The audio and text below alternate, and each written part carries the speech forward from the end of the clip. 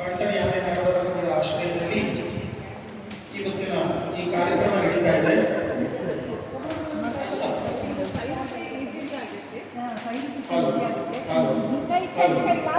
ಶಿವಮೊಗ್ಗ ಬಡತನ ಯಾನೆ ಕನ್ನಡ ಸಂಘದ ಆಶ್ರಯದಲ್ಲಿ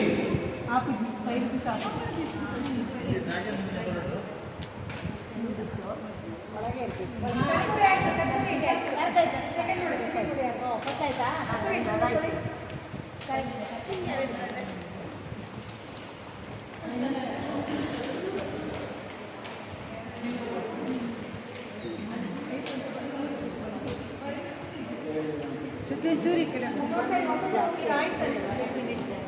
ಸೆಕೆಂಡ್ ಆಗಿಲ್ಲ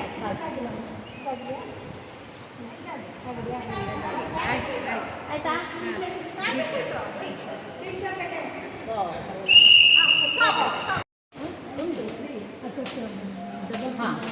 ಫಸ್ಟ್ ಆಗಲಿ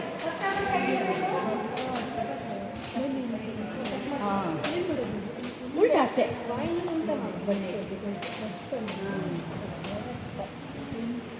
ನಿಧಾನ ಒಂದು ಐತೆ. ಹಾಂ ಮಾಡಿ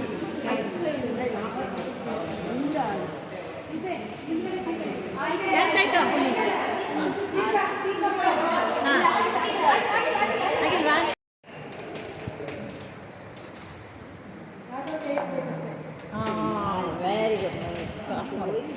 ಹೋಯ್ತು ಅದೊತ್ತೇನು ನಿಮ್ದು ಕ್ಯಾರೆಟ್.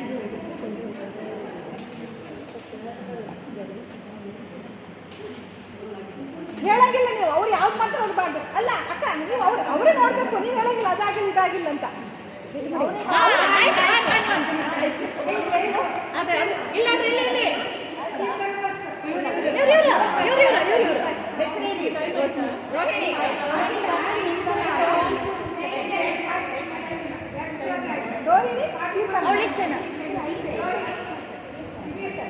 ಅವ್ರಿಗೆ ಏನು ಹೇಳ್ಕೊಡ್ದು ಅವರೇ ನೋಡ್ಕೊಂಡು ಮಾಡ್ಕೊಳ್ಬೇಕು. ಅವ್ರು ಮಾಡಿದಾರಿಲ್ಲ ಅಂತ ಅವರೇ ನೋಡ್ಕೊಳ್ಬೇಕು.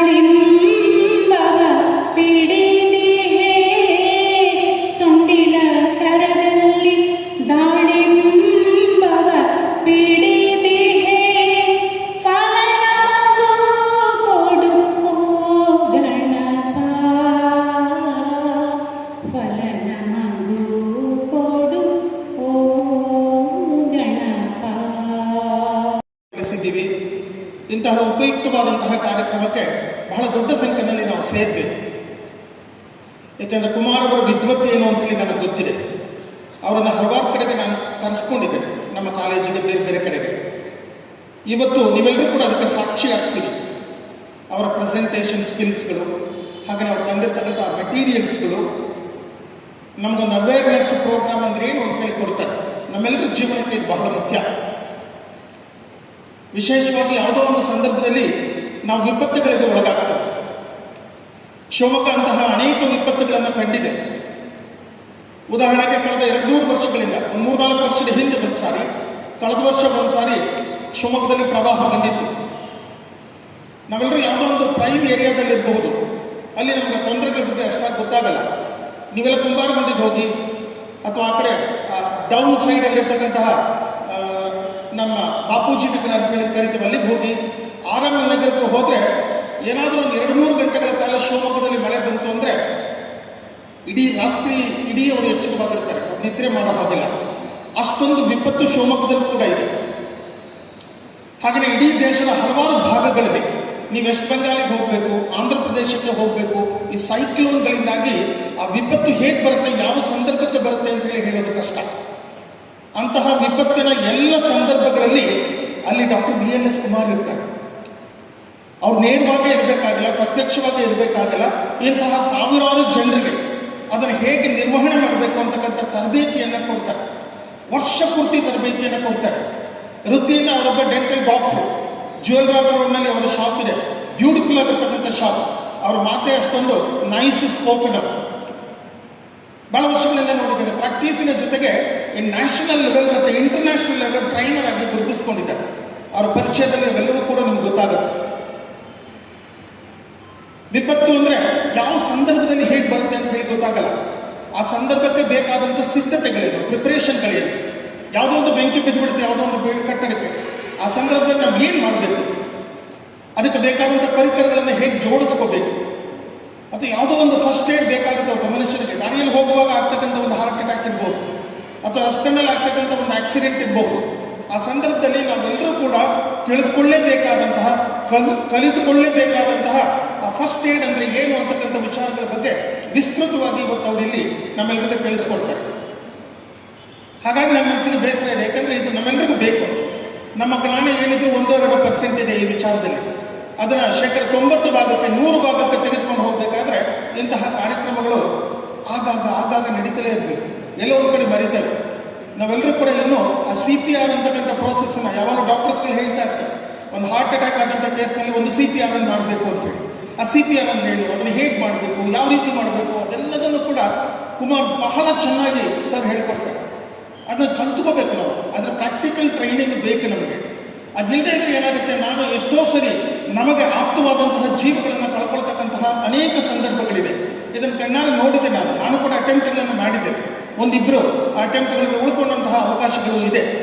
ಎಲ್ಲೋ ಒಂದು ಕಡೆ ಆಸ್ಪತ್ರೆಗೆ ಹೋಗ್ತಾ ಇರ್ತೀವಿ, ಏನು ಮಾಡಬೇಕು, ಯಾವ ಪ್ರೊಸೀಜರ್ ಅಪ್ಲೈ ಮಾಡಬೇಕು ಅಂತೇಳಿ ಗೊತ್ತಾಗಲ್ಲ. ಹಾಗಾಗಿ ಬಂಧುಗಳೇ, ಇವತ್ತಿನ ಈ ಕಾರ್ಯಕ್ರಮ ವಿಶೇಷವಾದಂಥ ಕಾರ್ಯಕ್ರಮ. ಈ ಕಾರ್ಯಕ್ರಮನ ನಾವೆಲ್ಲ ಆಯೋಜನೆ ಮಾಡಿದ್ದೇವೆ. ಸಂಸ್ಥೆಯಲ್ಲಿ ಕೂಡ ಡಾಕ್ಟರ್ ಕರೆಸಿ ಅವೇರ್ನೆಸ್ ಕೊಡಿಸಿದ್ದೇನೆ. ತುಂಬ ಸಂಸ್ಥೆಗಳಾಗಿದೆ, ಬಹಳ ಇಂಪಾರ್ಟೆಂಟ್. ನಿಮಗೆಲ್ಲ ಖುಷಿ ಆಯ್ತಲ್ಲ, ಎಷ್ಟು ವಿಷಯಗಳು ಗೊತ್ತಾಯ್ತು ಹೇಳಿ ನೋಡೋಣ. ಜೋರಾಗಿ ಕ್ಲಾಪ್ ಹಾಕಿ. ನಾವು ಎಷ್ಟೇ ಕ್ವಾಲಿಫೈಡ್ ಇರ್ಬೋದು, ಎಷ್ಟೇ ಇರ್ಬೋದು, ಅವ್ರು ಹೇಳಿದಂಥ ಮಾಹಿತಿಗಳು ಎಷ್ಟು ಒಂದು ಅರ್ಥಪೂರ್ಣ ಇತ್ತು, ಎಷ್ಟು ನಮಗೆ ತಿಳ್ಕೊಳ್ಳಕ್ಕಿತ್ತು ಅಂತೇಳಿ. ನಾನು ಇದು ಅಮೇರಿಕಾದಲ್ಲಿದ್ದಾಗಲೇ ಬಂದ ತಕ್ಷಣ ನಾನು ವಾಸಿಯಲ್ಲಿ ಫೋನ್ ಮಾಡಿದ್ದೆ. ಬಂದ ತಕ್ಷಣ ನಾನು ಕುಮಾರ್ ಸರ್ ಒಂದು ಅವೇರ್ನೆಸ್ ಪ್ರೋಗ್ರಾಮ್ ಇಡ್ತೇನೆ ಅಂತ ಹೇಳ್ಬಿಟ್ಟು, ಇವರು ಸಾವಿರಾರು ಜನ ವಿದ್ಯಾರ್ಥಿಗಳಿಗೆ ತರಬೇತಿಯನ್ನು ನೀಡಿದ್ದಾರೆ. ಸಾವಿರಾರು ಕಡೆ ಹೋಗಿ ಅವೇರ್ನೆಸ್ ಅನ್ನು ಕೊಟ್ಟಿದ್ದಾರೆ. ಸಾವಿರಾರು ಜನರಿಗೆ ಮಾದರಿಯಾಗಿದ್ದಾರೆ. ಅವ್ರದ್ದು ಕ್ಲಿನಿಕ್ ಇದೆ ದುರ್ಗಿಗುಡಿಯಲ್ಲಿ, ಈಗ ಕೂಡ ಪ್ರಾಕ್ಟೀಸ್ ಇತ್ತು. ಪಾಪ ಅದನ್ನೆಲ್ಲ ಬಿಟ್ಟು ಅವರು ಈ ಥರ ಸಮಾಜಕ್ಕೆ ಸೇವೆಯನ್ನು ಮಾಡ್ತಿದ್ದಾರೆ. ಅವ್ರಿಗೆ ಯಾವುದೇ ಪ್ರತಿಫಲಾಕ್ಷೆ ಇಲ್ಲ. ಅವ್ರದ್ದೇ PPT ಪ್ರೆಸೆಂಟೇಷನ್, ಅವ್ರದ್ದೇ ಇದು ಸಾಮಾನು, ಅವ್ರದ್ದೇ ಎಲ್ಲ, ಅವರೇ ಬಂದು ಎಲ್ಲವನ್ನೂ ಮಾಡಿ ಏನೂ ತೆಗೆದುಕೊಳ್ಳದೆ ಸಮಾಜ ಸೇವೆಯನ್ನು ಹಲವಾರು ವರ್ಷಗಳಿಂದ ಮಾಡ್ತಾ ಇದ್ದಾರೆ. ಅಂಥ ಒಂದು ಧೀಮಂತ ವ್ಯಕ್ತಿತ್ವದಂತಹ ಡಾಕ್ಟರ್ VLS ಕುಮಾರ್ ಡಾಕ್ಟರ್ ಅವರಿಗೆ ಮುಂದೆ ಕೂಡ ಒಳ್ಳೆಯದಾಗಲಿ ಅಂತ ನಾನು ನಮ್ಮ ಸಂಘದ ಪರವಾಗಿ ಅವರಿಗೆ ಅಭಿನಂದನೆಗಳನ್ನು ತಿಳಿಸುತ್ತಿದ್ದೇನೆ.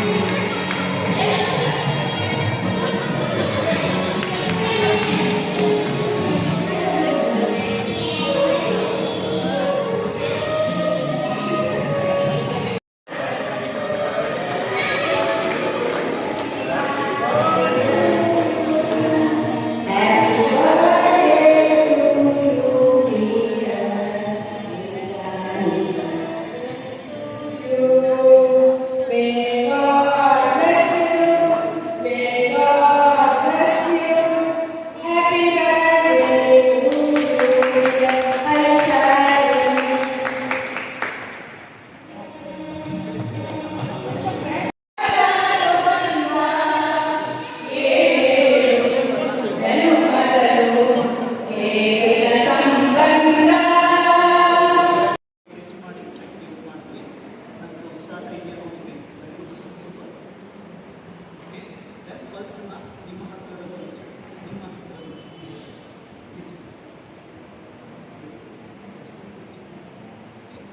ಸ್ಟೆಪ್ ಮಾಡಿ ನಂತರದಲ್ಲಿ ನಿಮ್ಮ ಕಾಂಪ್ರೆಷನ್ ಆರಂಭ ಸೈಡ್